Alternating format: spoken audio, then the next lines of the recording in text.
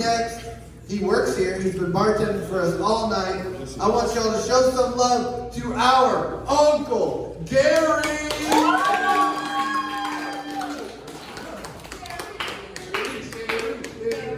I ain't bartending for none of you motherfuckers. Oh, who fucked this? As we go. Howdy, guys. Howdy. I'm Uncle Gary. And I am many things, but first and foremost, I am a man of God. I mean, not your God, goddammit. I got my own thing going on. It's like an admixture of Hindu and Buddhist philosophy, tossed in with some down-home Terrence McKenna-style psychedelic exploration. Yeah, may the jeweled veil of Indra hang low, my friends. May it hang low. You don't have to worry. I'm not trying to start a cult or nothing. But I will still fuck your girlfriend. That is typical cult leader behavior. And you know, when my hair is down, I kind of look like like Charlton Heston from those Moses movies. Back in the day, had a baby with a pre-swastika on the forehead, Charles Manson. So you know what? I am starting a cult. Alright, my cult is going to have the same shit as other cults. Like our sacrament is going to be whatever substance I'm abusing to forget my childhood. Right now it is some delicious Gamma Ray IPA. Available on tap here. Hell yes. The other thing my cult's going to have is songs. You know, like go tell it on the mountain, over the hills and everywhere. Go tell it on the mountain that Jesus Christ was covered the ancient Christians used for the sacramental holiness in the gym mushrooms. Yeah, that's it. You got it. Alright, despite everything I've said so far, occasionally women will still let me fuck them. Consensually, alright, I'm a feminist. Every now and again, that happens for a length of time. And that's what sociologists like to call a relationship. Alright, yeah. Read a fucking online news article or something. I'll tell you. And a while ago, this happened to me, and it didn't take long for the girl I was seeing to start texting me and asking me to do stuff to her. We had already fucked. That was on the table. Showing me to like tie her up in ropes and shit, BDSM, because that was her fetish. And that was tough for me to accommodate because my fetish is respecting women. But they say love's about compromise, so I fucking tied some rope on her ass, you know? All that Cub Scout knowledge came flowing back through the years. I strung her up like a Native American dream catcher in the window. I bound her like so much financial debt binds us all to the government. I gagged her like actual laws that prohibit you from showcasing the dire living conditions of pig farms in North Carolina. But all similes aside, she liked it, you guys. She was into it. And so, since I acquiesced to her request, she had to let me do what I wanted. Which honestly had nothing to do with her. It was acid, you guys. I like to do acid. And, you know, I would involve her sometimes. I remember there was this one 4th of July evening. It was magical. I spent all night tripping balls and eating pussy. That's right. There was fireworks in the sky. Because of the holiday, not my pussy eating skills. They're all right. That's silly. There's no fireworks because of them. Eventually, though, the girl I was with wasn't on any drugs, so she got tired, and I could tell because she went, "Get the fuck off me! I'm tired." I was like, "All right, fine." The tree people were calling me outside anyway. And y'all, I was 8 hits of acid deep. The tree people were calling me outside. So I went out there, and I looked in the sky, met Yggdrasil, the world tree. You might have heard of him through Norse mythology or the Avengers movies. He's kind of a big deal. Alright? Now, Yggdrasil ain't your basic bitch tree from any average ass forest grove. It has the face of a lion, and that's weird to see on a tree. And then, instead of bark, there were a bunch of big boobies hanging down that were the same color as bark. Explain that one to me. Ask Jeeves or whatever, I don't know. But eventually, Yggdrasil caught me gawking and shot snakes out of its nipples to eat me. And so I was like, okay, fine, the universe, I'll leave you the fuck alone. Just go back inside, eat improperly labeled taquitos from Quick Trips. All them solid life decisions I'm so well known for, but what you gonna do, y'all? I'm a Pisces. I don't fucking really even know what that means, y'all. Everything I've learned about my astrological symbol has come from an attractive woman that has told me over time. And there's this girl I worked with at a sandwich shop, and when she found out my birthday one time, was like, oh my God, Uncle Gary, so much shit is making so much sense all at once about you. Pisces, they're the oldest of the zodiacal symbols. That means they're over it with things like being alive and staying alive. So they might compensate by abusing drugs or becoming alcoholics, and I was like, stop, I'll take it. I was looking for an excuse for everything I've done in my adult life, and that fits the bill.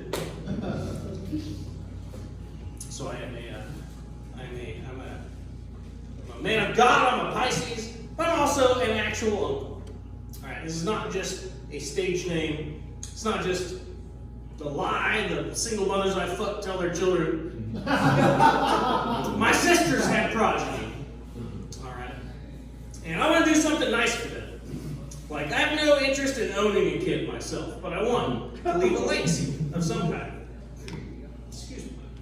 So I decided I was going to sleep a series of children's picture books of my life story. All I have really are titles at this point, but I'm pretty excited about them. Like, first one is going to be called The Little Engine That Couldn't. On the value of apathy and the futility of hope. Because I think you should learn that lesson young. And the next one will be a little more lighthearted. It's going to be called Dysentery Gary. Or How God Punishes You for Trying New Things. That one's a page turner. I shat 3 times this morning, I'm not even sick. So, imagine. Then the third one, because I think I deserve a trilogy, like The Lord of the Rings or some other epic shit. So, did any of y'all ever read as a kid, Are You My Mother? Yeah. It's like about this little bird who goes around asking construction equipment if it's its mommy. Birds are fucking stupid. But my last book is going to be called Will You Be My Mommy? Ooh. Yeah. Uncle Gary searched for a sugar mama. Here's an excerpt. And then Gary died alone. Probably a dysentery, if there's any fucking plot structure continuity or whatever. We all die eventually though, you guys. It's not my fault. I just like to laugh maniacally. And with the things I do to my body, it's probably going to happen sooner rather than later. Alright? Because I'm what the Olive Garden likes to call a known alcoholic. So they don't serve me anymore. Too much soup salad cirrhosis. I know what you're going to say. Uncle Gary, alcohol is a crutch. And I agree with you. This happened to be a gimp. What kind of a sadist wants to take the crutch away from a gimp? The police is the answer to that rhetorical question. That's the story of how Uncle Gary wound up in jail. It's a story for another time, y'all. So I gotta sing a song and get out of here. There's only so much time before we close. Evan, what song would you like me to sing? Ooh. The one about fisting? Okay. Evan has selected the Pocahontas song. I like to ruin Disney songs from my childhood. And I do have a Pocahontas song about fisting a gal you're in love with or whatever.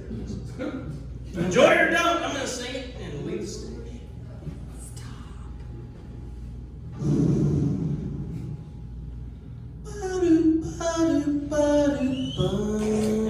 Because that's how it fucking starts. What I hate most about people is, to your face they're always nice, but inside their judgment of you is always growing. But if you have an open mind and promise you'll play dice, well, I'll tell you what really gets this pussy flowing. Put just another finger in, just another finger in. Ah, here, look once more. Put just another finger in. I'm not even sore, and that thumb's still flying free. I'm not a whore. These are just the times we're living in. Put just another finger in. For sliding for me. Like putting a pizza in an oven or something. I can feel it there, my spot of cheese. It's just behind that third knuckle. I'm trying to ignore all of your fumbling. You'd make a handsome, sturdy husband if you would just heed my call. And then tonight you'd finally hear me coming. Put just another finger in. Just another finger in. Oh, hey, look once more. Put just another finger in. I'm not even sore. I'm still flying free. I'm not a whore. These are just the times we're living in. Put just another finger in. Just another finger in. Should I take the smoothest course? Steady as the beating drum. Should I marry Cocoa? I'm getting sued by Disney for that. Or do you still wait for me, fist giver? Put just another finger.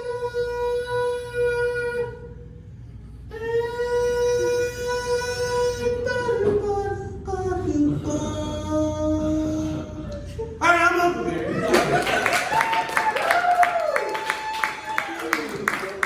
Uncle fucking Gary, All right, coming to the stage next, we have crowd favorite Dre.